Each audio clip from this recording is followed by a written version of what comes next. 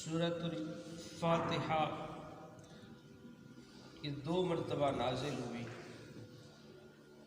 ایک مرتبہ مکہ مکرمہ میں امام مجاہد رحمۃ اللہ تعالی علیہ فرماتے ہیں کہ سورۃ فاتحہ مدینہ منورہ میں نازل ہوئی۔ ایک مرتبہ مکہ میں، دوسری مرتبہ مدینہ میں، یہ دوسرا قول ہے، اور اس کی 7 آیاتیں ہیں، اور اس کے نام بہت زیادہ ہیں۔ سورۃ فاتحہ کے نام بہت زیادہ ہیں۔ پہلا نام بتایا گیا، سورۃ فاتحہ سے قرآن پاک کی تلاوت شروع کی جاتی ہے، اسی سورت سے قرآن پاک لکھنے کی ابتدا کی جاتی ہے۔ اسے اس لیے فاتحۃ الکتاب یعنی کتاب کی ابتدا کرنے والی کتاب ہے۔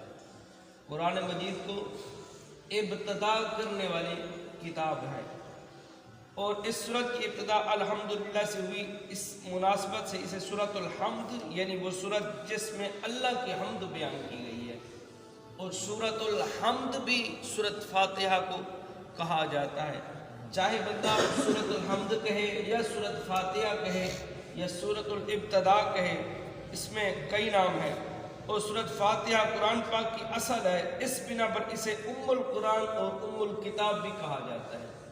ام القرآن اور ام الکتاب بھی کہا جاتا ہے، اور سورت نماز کی ہر رکعت میں پڑھی جاتی ہے، یا یہ سورت 2 مرتبہ نازل ہوئی، اس وجہ سے اسے السبع المثانی یعنی بار بار پڑھی جانے والی۔ ایک تو اس وجہ سے السبع المثانی کہ یہ بار بار پڑھی جانے والی، نماز میں ہر رکعت میں یہ سورت فاتحہ پڑھی جاتی ہے، اور دوسری وجہ یہ ہے کہ یہ 2 مرتبہ نازل ہوئی، اس وجہ سے اسے بھی السبع المثانی کا نام دیا گیا ہے۔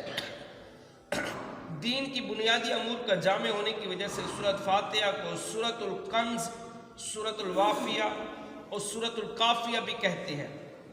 امور کا جامع ہونے، بنیادی دین کے بنیادی امور۔ کنز، کنز کا معنی ہے خزانہ، یعنی اس سورت کے اندر ایک خزانہ ہے، اس سورت میں ایک خزانہ ہے، صرف سمجھنے والی کے لیے خزانہ ہے، سمجھنے والے کے لیے خزانہ ہے۔ اور اس سورت کو سورۃ الشفا بھی کہتے ہیں، سورۃ الشفا اور سورۃ الشافیہ بھی کہتے ہیں۔ دعا پر مشتمل ہونے کی وجہ سے اسے سورۃ الدعا، سورۃ التعلیم، المسئلہ اور سورۃ السؤال، سورۃ المناجات اور سورۃ التفویض بھی کہا جاتا ہے۔ یہ سورت کے مختلف نام ہیں، اور اس میں ایک لفظ ہے سورۃ الشفا، اس سورت کو سورۃ الشفا بھی کہتے ہیں۔ تو اس شفا کی بنیاد پر ایک حدیث مبارکہ کہ آقا کریم علیہ السلام کے کچھ صحابہ ہیں دین کی تبلیغ کر رہے ہیں، تو کچھ قبیلے والے ساتھ ہیں، تو صحابہ گئے ان کو تبلیغ کرنے کے لیے، تو انہوں نے اسلام قبول نہ کیا، تو صحابہ نے ساتھ اپنے خیمے لگا دیے، اپنے خیمے لگا دیے۔ تو جس قبیلے کو دعوت دی صحابہ کرام نے، انہوں نے اسلام قبول نہ کیا، تو اسی قبیلے کے سردار کو سانپ نے ڈس لیا۔ سانپ نے ڈسا نا، تو پھر وہ ادھر بھاگتے حکیم کے لیے، کبھی ادھر جاتے کبھی ادھر جاتے، حکیم ڈھونڈ کے لاؤ، بھئی ہمارے سردار کو جو ہے سانپ نے ڈس لیا ہے، اب اس کی علاج کے لیے کسی حکیم کو لایا جائے۔ وہ کافی چکر لگا کر کافی لوگوں، کافی حکیم اکٹھے کیے، لیکن وہ شفا نہ مل سکی۔ تو پھر کیا ہوا، بالآخر کسی نے مشورہ دیا کہ جاؤ یہ سامنے جو خیمے لگے ہوئے ہیں نا، ان کے پاس جاؤ، شاید ان کے پاس کوئی حکیم ہو۔ پہلے تو اس وجہ سے نہ کہیں کہ یہ مسلمان ہے، ہم نے پہلے ہی انہوں نے دعوت دی، ہم نے اسلام قبول نہیں کیا، لیکن اب مجبوری ہے، مجبوری کے طور پہ سب جائز ہوتا ہے، اب جاؤ ان سے جا کے پوچھو کوئی تمہارے درمیان حکیم ہے۔ تو پھر کیا ہوا، ایک شخص گیا جا کے ان صحابہ کرام کے پاس کہ تمہارے پاس کوئی حکیم ہے، ہمارے سردار کو سانپ نے ڈس لیا ہے۔ تو پھر کیا ہوا، ایک صحابی رسول کھڑے ہوئے، انہوں نے کہا ہاں میں تمہارے سردار کا علاج کرتا ہوں۔ انہوں نے کہا پھر تو بات بن گئی، اگر علاج کرتے ہو تو پھر آؤ ہمارے سردار کو سانپ نے ڈس لیا، علاج کرو۔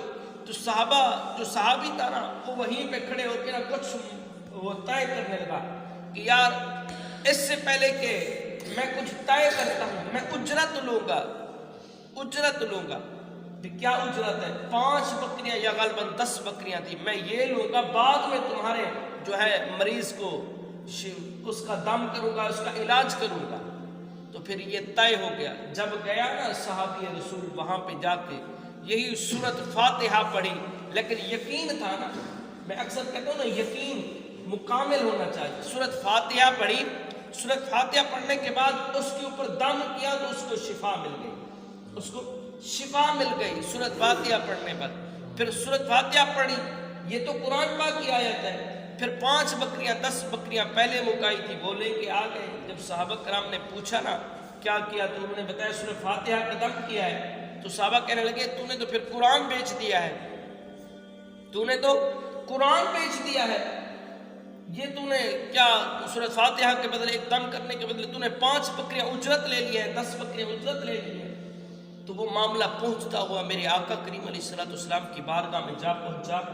میرے مصطفیٰ نے پھر کیا ہوا پوچھا صحابہ سے کیا مسئلہ ہے؟ صحابہ نے عرض کی یا رسول اللہ اس طرح سے مسئلہ ہے۔ ایک صحابی رسول گیا دم کرنے کے لیے، اس سے پہلے اس نے 5 بکریاں یا 10 بکریاں اجرت کے لیے مکائی کہ میں اتنے جو ہے لوں گا۔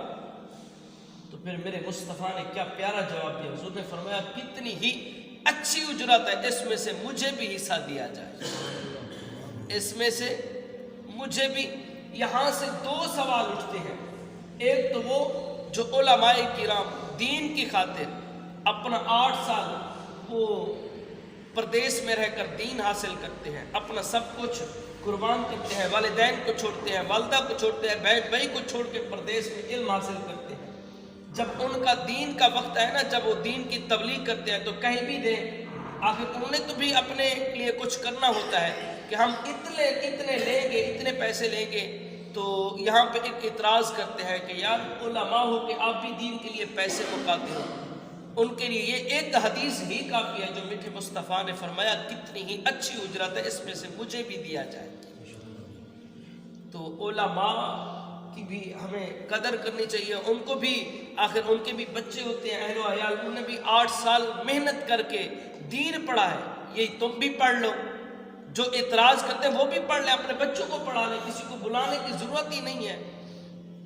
یہ وارث ہیں انبیاء کے، العلماء ورثۃ الانبیاء، یہ نبی علیہ الصلوۃ والسلام کے وارث ہیں۔ کبھی اولاد نافرمان ہو اپنے والدین کی وراثت سے محروم ہوئی ہے؟ کوئی بتا سکتا ہے اولاد نافرمان ہے اور اولاد جو ہے والدین نے کہا کہ یہ وراثت سے محروم ہو گئی؟